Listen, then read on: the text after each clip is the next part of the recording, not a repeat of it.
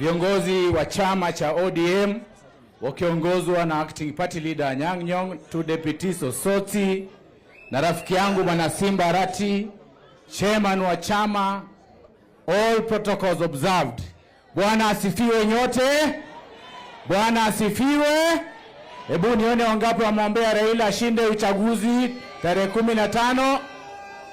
Na mimi nina hakika gavana wangu Bwana Fernandes Baraza utatumwa mimi huko AU niende kuangalilia vile Raila anashinda hiyo uchaguzi. Nimeomba permission mapema. Yangu ni mawili tu. Jambo la kwanza, mimi ni rafiki wa ODM. Mimi ni deputy party leader wa chama cha DAP.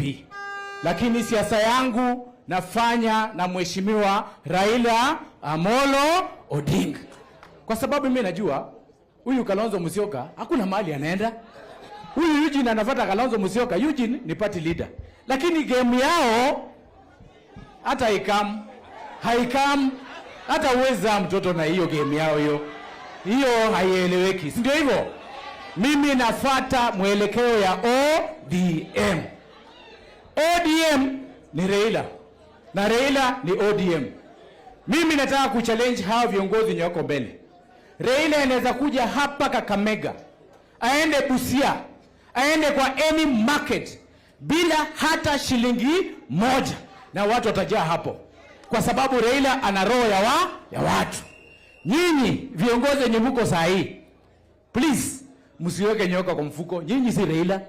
Nyanga Nyong'o wewe si Raila. Gladys Wanga wewe si Raila. Osoti wewe si Raila. Lazima mfungue kibeti to sustain ODM. Lazima. Nyinyi si Raila. Hadi mkuja hapa bila kupatia wananchi pesa. Nyinyi si Raila. And I'm telling you the truth.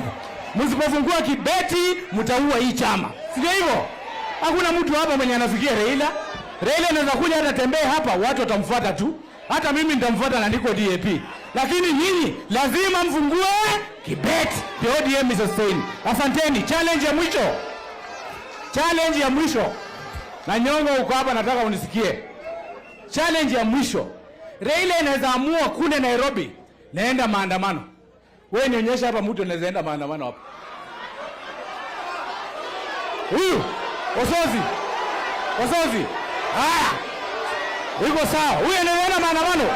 Basi wacha niwajibu. Bunge inafunguliwa next week. Mimi nataka viongozi wote tuende bungeni, majority leader to install ODM. That is the first challenge. Asanteni na Mungu awabariki.